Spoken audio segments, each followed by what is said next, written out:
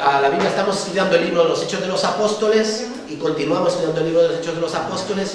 Ya nos queda poco para terminar y cuando acabemos aquí iremos al Antiguo Testamento y estudiaremos el libro de Ruth, que es un libro muy bonito, ¿vale? Y es un libro también muy edificante. Entonces, vamos a leer el texto de hoy, que vamos a hacerlo en Hechos, comenzando en Hechos 25, a partir del 23, ¿vale? Hechos capítulo 25, a partir del versículo 23 y todo el capítulo 26. Dice así la palabra de Dios. Al otro día, viniendo Agripa y Berenice con mucha pompa y entrando en la audiencia con los tribunos y principales hombres de la ciudad, por mandato de Festo, fue traído Pablo. Entonces Festo dijo: Rey Agripa, y todos los varones que estáis aquí junto con nosotros, aquí tenéis a este hombre, respecto del cual toda la multitud de los judíos me ha demandado en Jerusalén, y he aquí dando voces que no debe vivir más.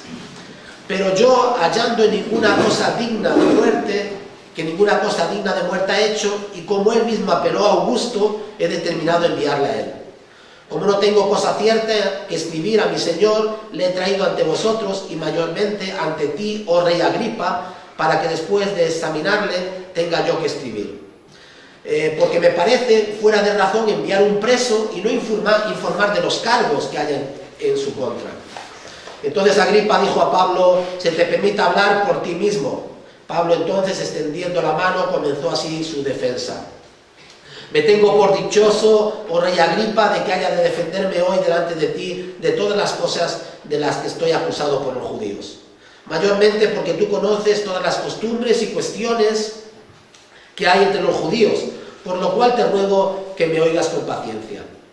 Mi vida, pues, desde mi juventud, la cual desde el principio pasé en mi nación, en Jerusalén, la conocen todos los judíos, los cuales también saben que yo desde el principio, si quieren testificarlo, conforme a la más rigurosa secta de nuestra religión, viví fariseo.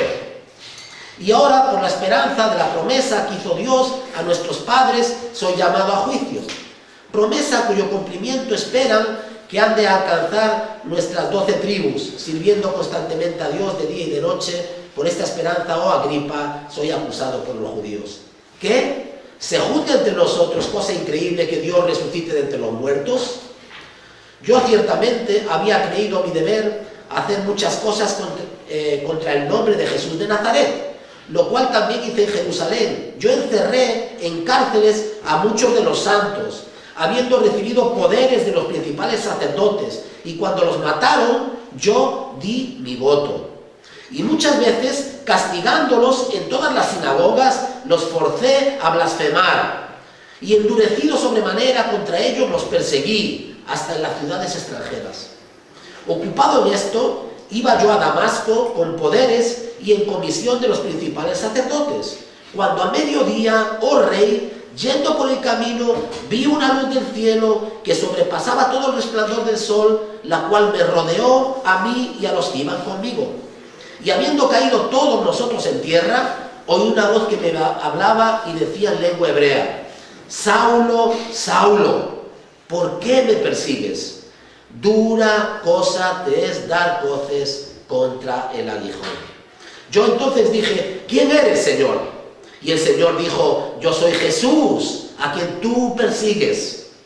Pero levántate y ponte sobre tus pies, porque para esto me ha aparecido a ti, para ponerte por ministro y testigo de las cosas que has visto y de aquellas en que me apareceré a ti, librándote de tu pueblo y de los gentiles a quienes ahora te envío, para que abras sus ojos, para que se conviertan de las tinieblas a la luz y de la potestad de Satanás a Dios, para que reciban por la fe que es en mí perdón de pecados y herencia entre los santificados.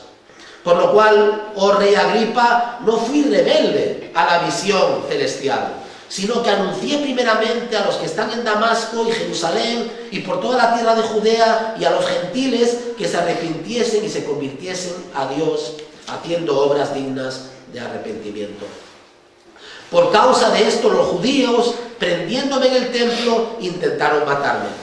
Pero habiendo obtenido auxilio de Dios, persevero hasta el día de hoy, dando testimonio a pequeños y a grandes, no diciendo nada fuera de las cosas que los profetas y Moisés dijeron que habían de suceder.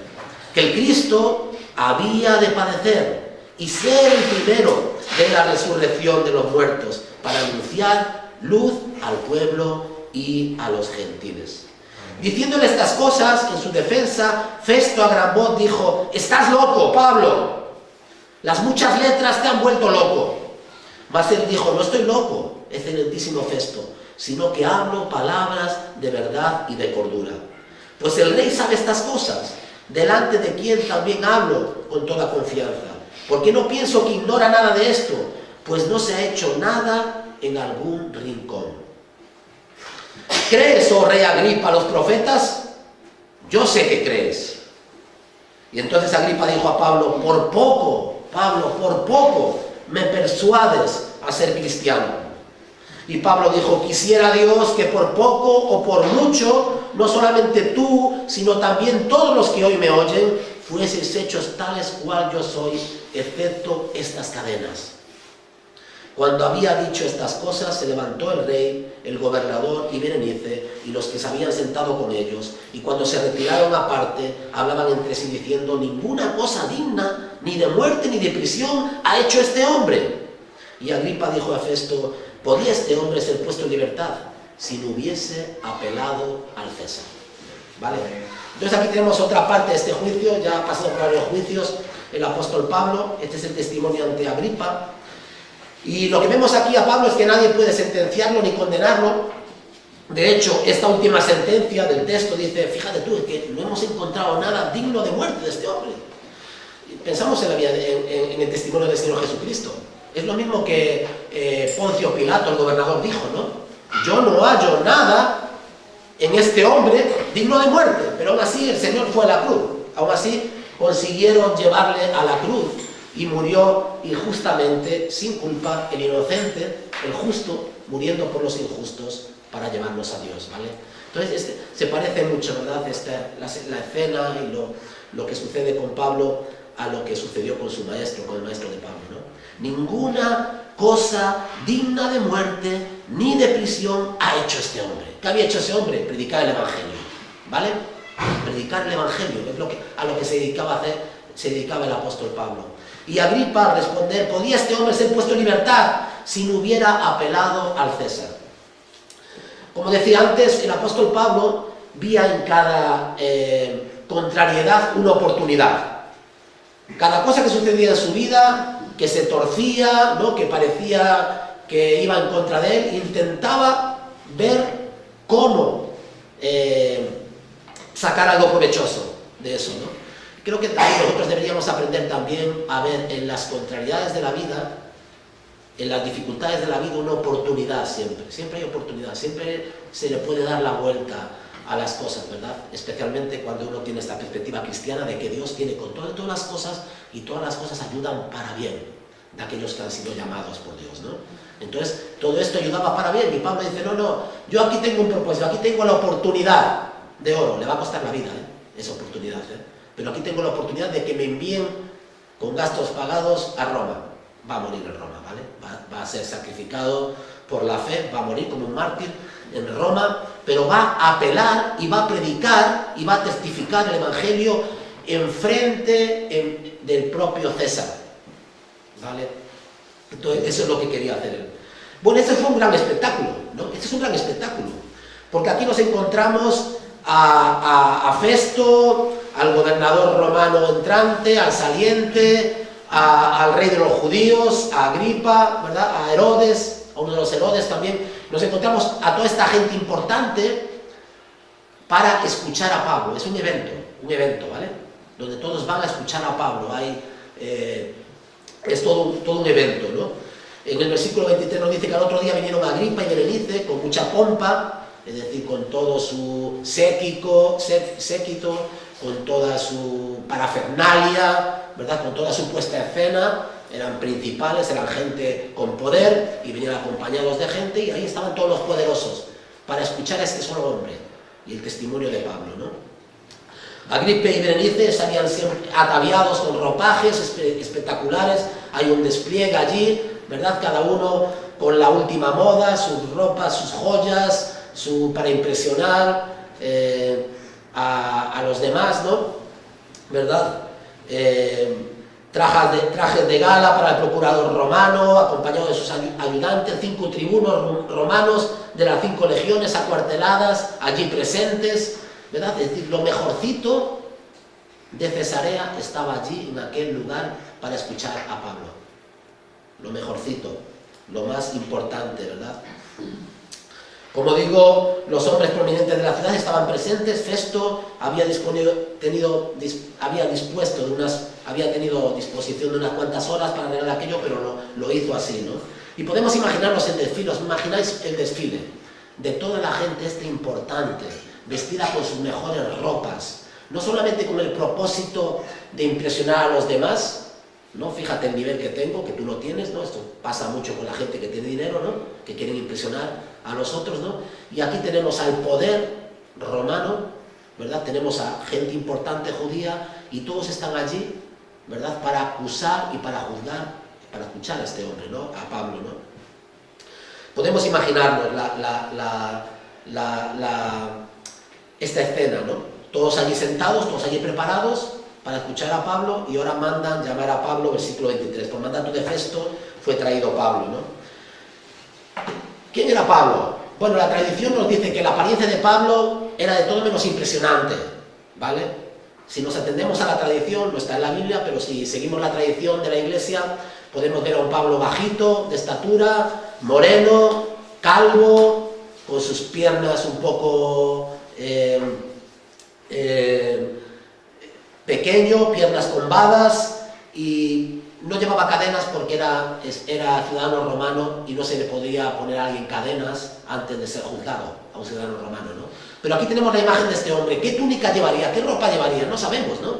Pero estoy seguro de que ninguna túnica impresionante. Es decir, que tenemos a un hombre que no tiene una apariencia que vaya a impresionar a nadie, ni física, ni la forma de vestirse, ¿verdad? Y que está siendo juzgado allí por la crème de la crème, por gente poderosa, gente con posición, gente con autoridad, que hace un despliegue de su poder y de su posición social frente a este que no es nadie, ¿vale? Pablo no es nadie, es un predicador, que seguramente llevaría la misma túnica que cuando le cogieron preso, y sus sandalias desgastadas, no tenía nada más, ¿vale?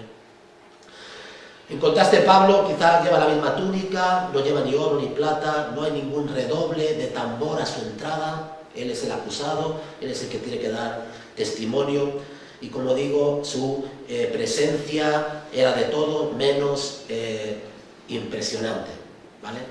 ¿Qué pensaría la audiencia de este hombre? ¿Y qué pensaría Pablo de la audiencia? ¿Vale? Sería interesante. Son preguntas que dejo al aire, ¿no? ¿Qué pasaría por Pablo, por la cabeza de Pablo en aquel momento, cuando ve tanta pompa y tanto? Bueno, Pablo no es un hombre que se amedrente ante nadie, ¿no? Sabe en quién ha creído, sabe lo que cree, su fe es fuerte, no tiene temor, y lo que ve allí es una gran oportunidad. ¿De qué? De predicar el Evangelio. Porque quizá alguno de los que esté presente pueda creer en el Señor Jesucristo, ¿verdad? Y los que están allí, pues curiosidad, para dejarse ver por los demás. Hay muchas motivaciones por las cuales estar allí, ¿no? De la audiencia, ¿vale? Más que por Pablo, porque estaban otros que tenían poder y autoridad, ¿no? Y siempre estaba bien estar allí. Ya me ve este, ve al otro, mira el otro viene, estas cosas, ¿vale? Del mundo, ¿no? Cuando los murmullos y los cuchicheos se han amainado y ha entrado Pablo, Festo pronuncia su discurso, ¿no? Y entonces se dirige a Agripa, al rey, y le dice: mira, rey Agripa, y a todos los varones que estáis aquí junto con nosotros, aquí tenéis a este hombre, respecto al cual toda la multitud de los judíos me han demandado en Jerusalén, y aquí, dando voces, que no debe vivir más. Es decir, los judíos, tanto en Jerusalén como el grupo de judíos que había sido mandado a Cesarea, lo vimos el domingo pasado, iban con un solo propósito. No con el propósito de escuchar la verdad, no con el propósito de juzgar de forma ecuánime, es decir, de sopesar, ¿es este hombre digno de muerte o no es? lo que ha hecho es digno de un castigo o de otro. No, no, no, no. Ellos ya iban con una sentencia. Ellos ya lo que pedían de antemano, sin escuchar a Pablo, no le querían volver a escuchar, lo que decían: este hombre es digno de muerte. Es digno de muerte. Vale, ahí tenemos esos acusadores, ¿no? Pero lo que dice Festo es: pero yo, hallando que ninguna cosa digna de muerte ha hecho, y como él mismo apeló al César Augusto, he determinado enviarla a él. Es decir, hoy vamos a escucharle aquí, vamos a escucharle, pero yo no he hallado nada en este hombre que sea digno de muerte, pero él ha apelado a César. Si no hubiese apelado a César, o comenté el domingo pasado que un ciudadano romano, cuando apelaba al César, ya no había ninguna corte ni tribunal que pudiese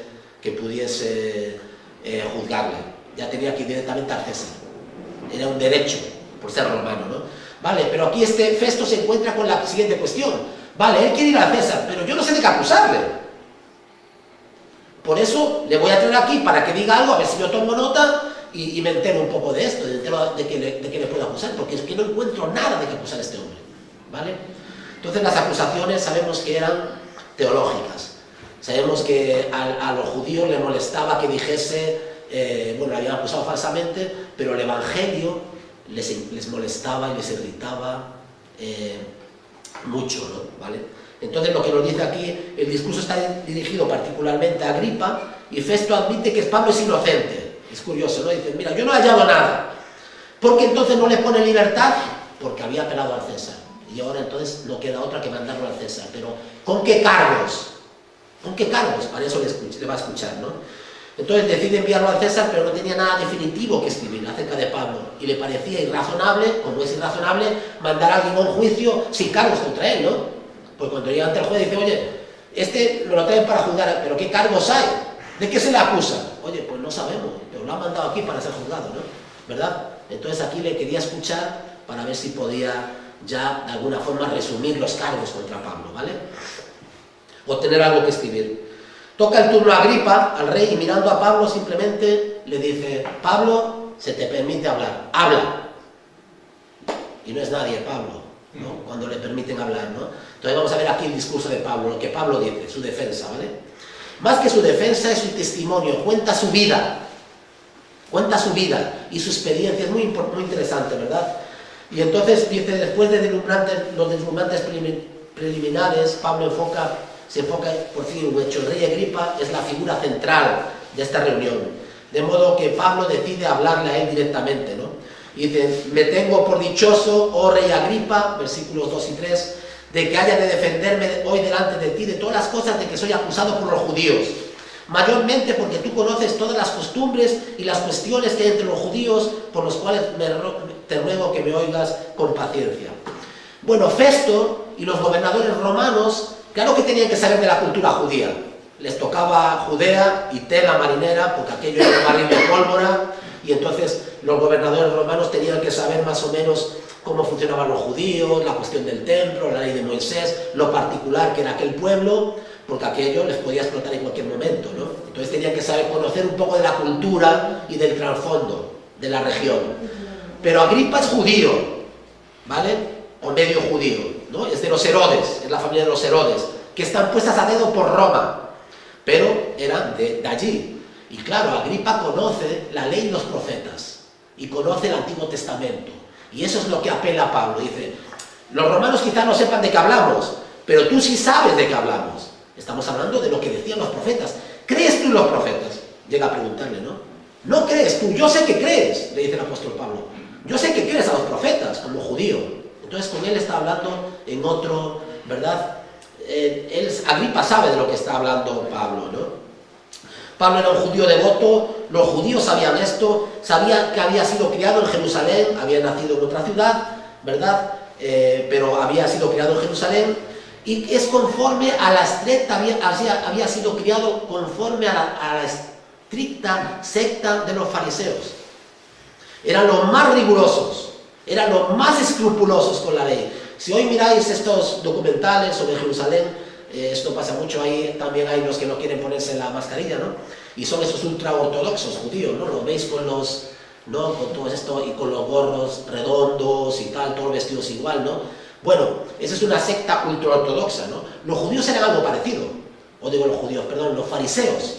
Eran una secta ultraortodoxa. De los cumplidores, los más. Los más. Y Pablo dice, de estos era yo. De los cumplidores, los más. Nadie me puede decir que yo era un blasfemo, que iba por libre, que era laxo, que era un liberal. No, no, no. Yo era de los más radicales. ¿Vale? Eso es lo que está diciendo el apóstol Pablo en su discurso, ¿no? Y dice, por esta esperanza, oh Agripa, la esperanza que tenía nuestro pueblo, la esperanza de los profetas, la esperanza del Antiguo Testamento, por esta esperanza estoy yo aquí, oh rey. Se juzgue ante vosotros, cosa increíble, que Dios resucite de los muertos, y saca de nuevo el tema de la resurrección, ¿no? ¿Vale? Saca de nuevo el apóstol Pablo el tema de la resurrección. La única manera por la cual Pablo pudo convencerse de que Jesús era el Mesías fue por medio de la resurrección del Señor. Pero Pablo no dice esto, ya lo ha dicho en su carta a los romanos, ¿no? Entonces Pablo nos cuenta su experiencia y nos dice, mira, de los más radicales, de los más fanáticos, de los más religiosos, eso era yo. No solamente eso, sino que yo, no lo dice aquí, pero estuve a los pies, tuve la ropa de aquellos que apedrearon al primer mártir cristiano, a Esteban, ¿verdad?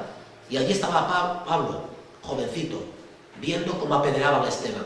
Y después, un tiempo después, los sacerdotes y los principales me dieron cartas. Y en esas cartas, ¿qué me permitían hacer? Me permitían perseguir, encarcelar, incluso que blasfemasen los cristianos. Me dedicaba a perseguir a los cristianos. Fijaros qué testimonio, ¿eh? Yo era un perseguidor de esta iglesia de la cual yo soy ahora predicador. Y yo perseguía a los cristianos. Y lo hacía con celo, y lo hacía con convencimiento, y lo hacía con decisión. Yo era un perseguidor. Le está diciendo, ¿verdad? Está dando su testimonio, ¿no? Y Pablo habla de su oposición al nombre de Jesús a Jesús de Nazaret y a su iglesia. Y esto tiene lugar después en Jerusalén. Y nos cuenta la experiencia de Damasco, ¿no? Como persiguiendo a los cristianos, camino de Damasco, se aparece esta gran luz que lo llena todo, a él y a los suyos, y que le habla desde la luz, ¿no? Pablo, ¿por qué me persigues? Cuando pensamos en Pablo, no podemos pensar, Pablo no era un hipócrita. Hay mucha gente que no cree, mucha gente que habla mal de la iglesia, mucha gente que está en contra nuestra de la iglesia. Nosotros no estamos en contra de nadie, pero gente que está en contra de nuestra, que gente que le habla de la iglesia evangélica, que le habla del culto, que le habla de lo... y ya parece que... ¿no? Pero bueno, están ciegos, como estaba Pablo, ciego. Necesitan la luz del Señor. Porque nosotros no hacemos otra cosa que la que el apóstol Pablo hacía. ¿Qué hace la iglesia? ¿Qué hacemos nosotros aquí? Predicar el evangelio. ¿Qué hacemos con la gente a la que amamos, con nuestra familia? Predicar el evangelio. ¿Qué evangelio es este? El evangelio del amor de Jesús en la cruz del Calvario. Hablamos del sacrificio maravilloso, hablamos de la venida del Señor Jesucristo, de su amor derramado en los corazones. Pero esto levanta oposición, tristemente, es una cosa incomprensible. Yo no acabo de comprenderlo, pero es así. A muchos levanta oposición, ¿verdad? No les gusta escuchar esto, ¿no?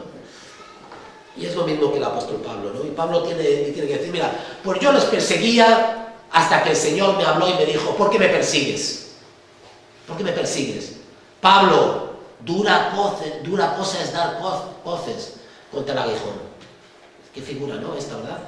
Como si alguien se está dando patadas contra algo que le está haciendo daño, ¿no? Y te estás golpeando, ¿no? Tu propia cabeza, ¿no? Y haciéndote daño a ti mismo, ¿no? ¿Verdad? Eso es lo que estaba haciendo Pablo. Pablo, que decía servir al Señor, buscar a Dios, amar a Dios, querer hacer la voluntad de Dios, y era verdad, estaba golpeando su propio aguijón. Estaba luchando contra Dios, era enemigo de Dios y estaba persiguiendo la iglesia del Señor. Y qué descubrimiento, ¿no? Más increíble en ese camino, diciendo, es verdad, fíjate tú, que pensando que estaba haciendo lo bueno, estaba haciendo lo malo. Y pensando que estaba yo persiguiendo a los enemigos del Señor, estaba persiguiendo a la iglesia del Señor. Y pensando que Jesús de Nazaret era un charlatán, un engañador, un falso profeta, me doy cuenta de que Jesús de Nazaret era Dios hecho hombre. Y que resucitó entre los muertos porque Él es el que me habla aquí. Entonces hay un cambio radical. Hay un cambio radical. Y es el cambio de la conversión. ¿no? Nosotros cantamos un himno que decíamos, antes era ciego y ahora veo yo, ¿no? Antes era ciego Pablo, y en el camino de Damasco Pablo, Dios le abrió los ojos para ver el amor de Dios en Cristo Jesús. Ser cristiano, lo vuelvo a repetir, no tiene que ver incluso con las iglesias. Nosotros somos evangélicos, ¿no? Somos protestantes, ¿no? Pero no tiene ni que ver con eso. Uno no es salvo por estar en esta iglesia. Uno es salvo por creer en el Señor Jesucristo, por confiar solamente en Él y por amarle a Él. Y por contemplarle a Él en la cruz y decir, Señor, ¿cómo me has amado? ¿Cuánto me has amado? ¿Cómo voy a pagarte tu amor por mí? Eso es lo que es un cristiano. Alguien que mira la cruz y que se conmueve. Se conmueve. Y que dice, ¿cómo es posible? ¿Cómo es posible esto? ¿Verdad? Somos cristianos porque seguimos al Señor Jesucristo. Porque no hay nadie como Él. No hay otro nombre dado a los hombres. No hay otra persona que haya caminado sobre la tierra como Él. No hay nadie, ni nada, ningún santo, ningún fundador de religiones, ningún hombre, ninguna mujer, ningún ángel en los cielos. Nadie que se pueda comparar a la persona del Señor Jesucristo. Por eso somos cristianos, ¿verdad? Porque le seguimos a Él, somos sus discípulos, ¿no? ¿Por qué me persigues, Pablo, no? Qué triste, ¿no? Qué triste es que los cristianos hayan perseguido a otros que éramos cristianos, o nos persigan. Es algo, ¿no? Cuando piensas en la historia de nuestro país, en la Inquisición, ¿no? Persiguiendo otros cristianos porque leían la Biblia, porque decían, no, nosotros no estamos de acuerdo con el Papa, solamente por eso. ¿Verdad? Qué cosas, ¿no? Eso ha sucedido en la historia, sucederá, claro. Dice, para esto me ha parecido a ti, le dice a Pablo, para ponerte como ministro y testigo sobre todas las cosas que has visto y de aquellas que me apareceré a ti. Es decir, tenía un propósito para Pablo. El Señor va a convertir a su mayor enemigo en su mayor amigo. Al mayor perseguidor en el mayor servidor. ¿Verdad? En el mayor predicador de todos. Es increíble. Esto es lo que pasa en la conversión. Las cosas cambian. Las cosas cambian. ¿Verdad? Cambia nuestra forma de entender el mundo, cambian nuestras prioridades, cambian nuestros valores. Tener un encuentro con el Señor Jesucristo cambia la vida de uno. Pasó en el caso de Pablo, en el nuestro igual no es tan radical, no ha sido tan radical, pero las cosas cambian, Dios cambia los corazones. Ciertamente estaba suficientemente claro para Agripa, y Agripa sabe de lo que está hablando Pablo, ¿no? Por lo cual, oh rey Agripa, no fui rebelde a la visión celestial. Tú me conoces, tú sabes lo que hacía, ya te han hablado de mí, yo tuve este encuentro con el Señor y ya no podía hacer otra cosa. Porque cuando uno descubre lo que es la verdad, cuando uno descubre el amor de Dios por él, pues las cosas cambian. Os lo decía antes, la paz que uno puede tener en su vida, la confianza, ¿verdad? Las cosas cambian. Pablo no fue rebelde, ¿no? ¿Y qué tenía que hacer? Predicar el Evangelio, predicar y llamar al arrepentimiento y que se convirtiesen a Dios y que hiciesen obras dignas de arrepentimiento, ¿no? ¿Verdad? Dice, pero habiendo tenido auxilio de Dios, persevero hasta el día de hoy, dando testimonio a pequeños y a grandes, no diciendo nada fuera de las cosas que los profetas y Moisés dijeron que habían de suceder, que Cristo había de padecer y ser el primero de la resurrección de los muertos para anunciar luz al pueblo judío y a los gentiles. El cristianismo, el mundo, lo que predicamos en esta iglesia, no es algo totalmente diferente y sectario o radical, no. Esta iglesia lo que predica es el mensaje cristiano de siempre. Me chocó mucho el otro día cuando trajiste a Pepe, ¿no?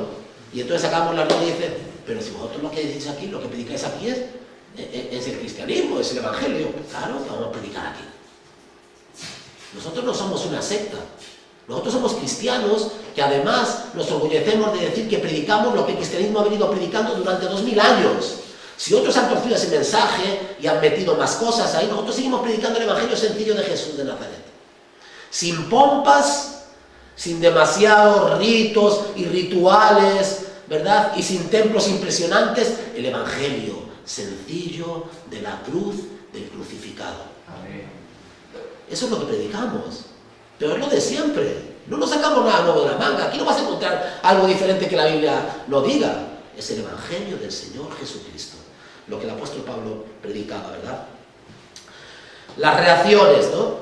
Ante la predicación de Pablo. Pablo ya cuenta toda su historia, ¿verdad? como era un fariseo, un radical, un fanático, el gran inquisidor, buscando a los cristianos, ¿no? Todo lo mal que le había...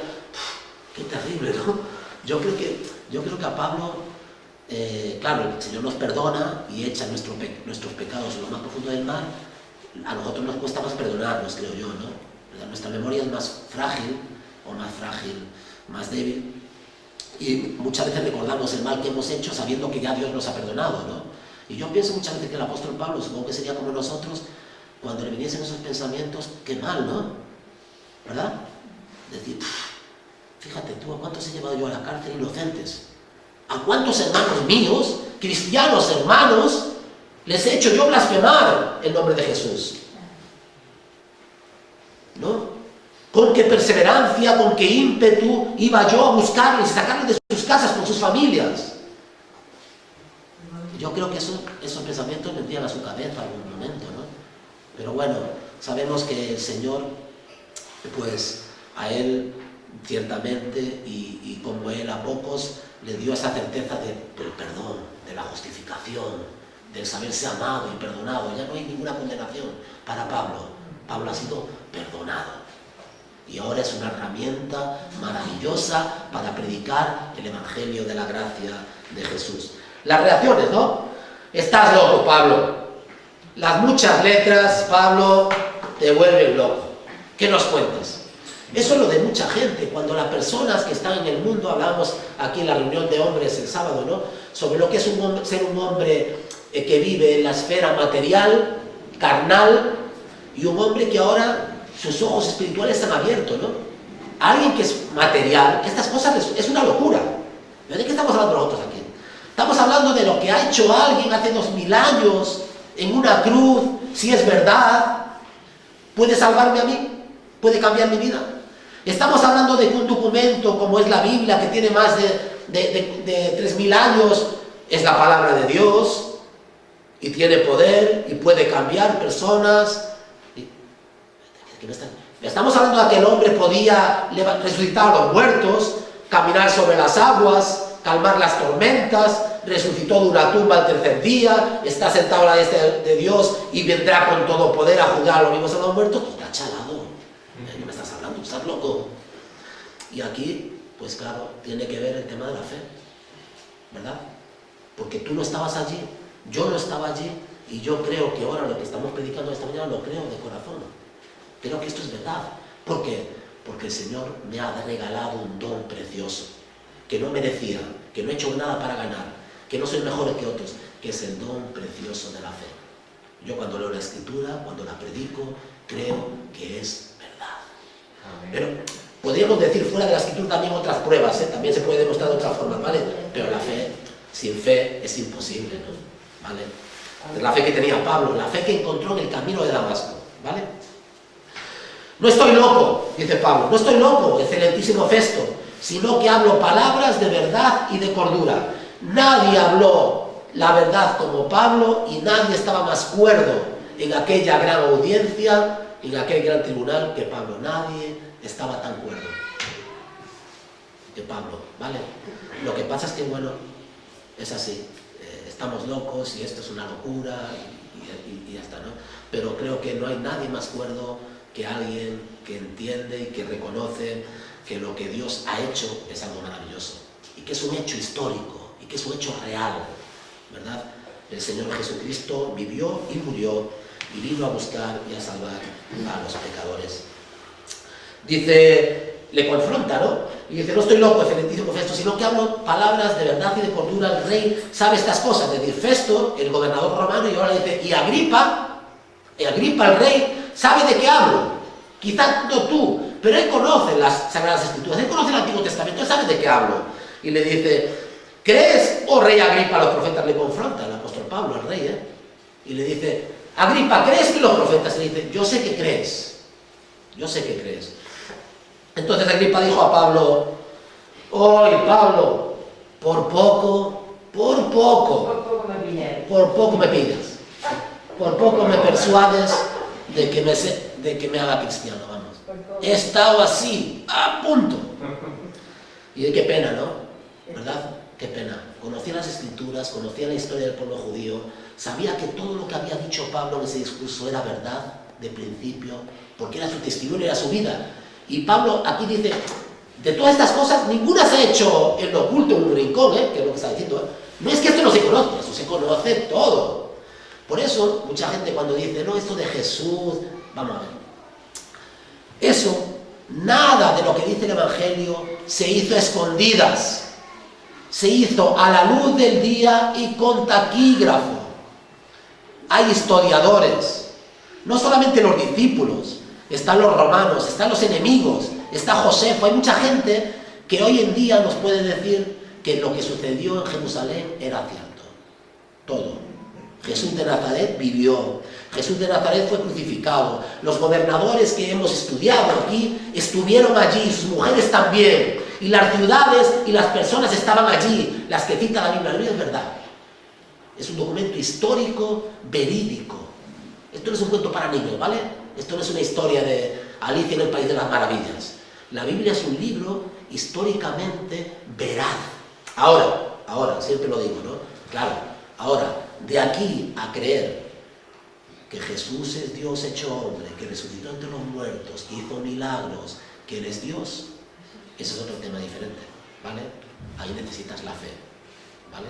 Pero hasta ahí, la razón puede demostrarlo. Que todos los eventos que la Biblia relata son eventos fidedignos, reales, veraces, históricamente comprobables, ¿vale? Ahora después hay que dar otro paso, que es el paso de la fe. Esa es otra historia. Bueno, quisiera Dios, le dice el apóstol Pablo, quisiera Dios, dice, hasta aquí, casi me convences. Y otra cosa, que no, si nosotros le decimos, es que aquí, de los que estamos aquí, se dice, ¿y a ti quién te convenció? A mí me convenció el Señor. Ningún hombre nos puede convencer de nada. ¿Estén de acuerdo conmigo o no? Eres tú quien después tomas una decisión, pero nadie te puede convencer de nada. En el tema de la Biblia, yo hasta los 21 años, no es que fuese anticristiano, pero no me interesaba nada el cristianismo. Y había leído la Biblia en mi casa y no me enteraba de nada. O de poco, ¿vale? Y después, en un momento de mi conversión, no como el apóstol Pablo, a mí no se me apareció una gran luz, no vi al Señor cara a cara, no me habló literalmente, de forma figurada así, pero hubo un momento en que efectivamente el Señor me dio fe y pude yo también creer, ¿vale? Entonces a eso llamamos la conversión, que es una obra sobrenatural de Dios, ¿vale? En ese sentido. Dice, por poco, estuviste ahí. Bueno, que Pablo no puede convencerle, es el Espíritu de Dios, el único que puede convencer a Agripa, ¿verdad? Es el Espíritu Santo, ¿no? Entonces Agripa dijo, por poco me persuade de ser cristiano, quisiera Dios que por poco, por mucho, fijaros en el apóstol Pablo, quisiera Dios que por poco, por mucho, no solamente tú, sino todos los que están aquí y me oyen, fuesen hechos tales cual soy yo, pero sin cadenas. No es que tuviese cadenas físicas, pero estaba en esa situación, ¿vale? De preso esperando ser juzgado. Entonces, fueses hechos tal cual soy yo. Vamos a ver. Pablo, tú que eres un don nadie, estás siendo aquí juzgado, tienes la ropa roída, la túnica roída, las chanclas que ya es mejor que te comprases otras, y no tienes donde caerte muerto, no tienes nada. ¿Me está diciendo que yo debería ser como tú? Pues claro que sí, porque lo que tiene un cristiano no se puede comprar ni con oro ni con plata. No lo podían comprar todas las joyas y los pendientes y los collares y los ropajes de seda y todo el poder que había ahí desplegado y toda la influencia y todo el dinero, no era nada comparado a la fe que aquel hombre con una túnica, ¿verdad?, vieja y un par de sandalias usadas tenía. Hermanos, la fe, amigos, la fe no se puede comprar ni con plata ni con oro. La paz y la buena conciencia no la puedes comprar. La seguridad de vivir en un mundo azotado por la pandemia, por la crisis, por los problemas, por la enfermedad, por la muerte, y aún así, en un mundo así, tener paz, la paz de Dios, saberse amado, saber que eres un hijo de Dios, saber que Dios vela por ti, saber que el Señor te ama y que el Señor está contigo, eso no se puede pagar, ni se puede comprar. Por eso aquel hombre dice, ojalá, por poco o por mucho, ojalá fueses tal cual soy yo, pero sin cadenas. Este es nuestro deseo, por eso predicamos. No predicamos por interés, porque tengamos intereses oscuros, no predicamos porque queramos manipular a la gente, que la gente piense como nosotros. No, predicamos porque no hay mayor bendición para el hombre, mayor bien para el hombre, que reconocer, que contemplar en la cruz del Calvario el amor de Dios. Nadie te amará como Él te amó. Nadie en tu vida te podrá ayudar como Él desea ayudarte. Nadie te hará el bien que Él quiera hacerte. El Evangelio de la gracia de Dios es el regalo, mayor regalo que un hombre o una mujer puede recibir. ¿Cómo puedo obtenerlo? ¿Qué tengo que hacer? Pablo, sígueme.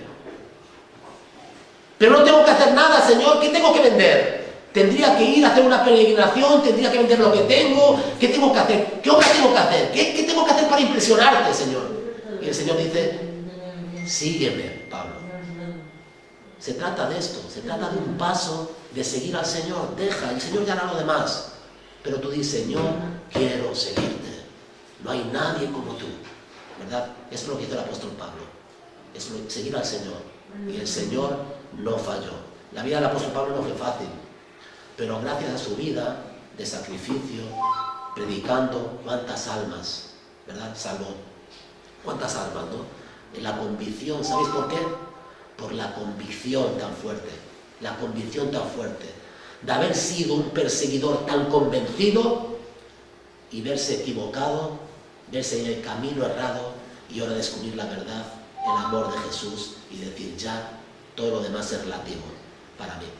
Bueno, que el Señor nos ayude. Espero que todos los que estemos aquí hayáis tenido un encuentro con el Señor personal, ¿vale? Místico, ¿no? Cada uno su encuentro personal, ¿no? Y podáis tener y ser conscientes de este amor, el amor que emana de la cruz. ¿Qué te pide Jesús? Cree, sígueme, ámame, aprende de mí. Nada más, nada más. Así es. Todo eso lo ha hecho por amor, por nosotros. Que el Señor nos ayude.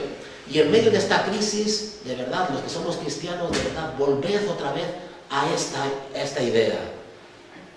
La idea de ser del Señor, de pertenecer a Dios. Si pertenecéis a Dios, si somos del Señor, somos valiosos para Él.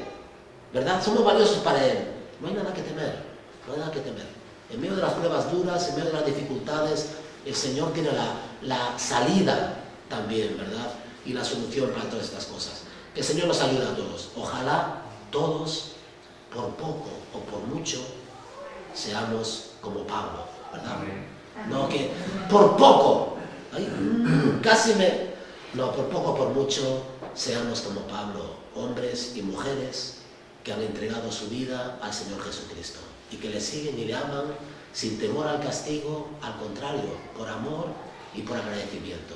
A Él sea la gloria por los siglos. Amén. Amén. Que el amor de Dios el Padre, que la gracia del Señor Jesucristo y que todo el consuelo y el poder del Espíritu Santo sea con todos nosotros. Amén. Amén. Amén.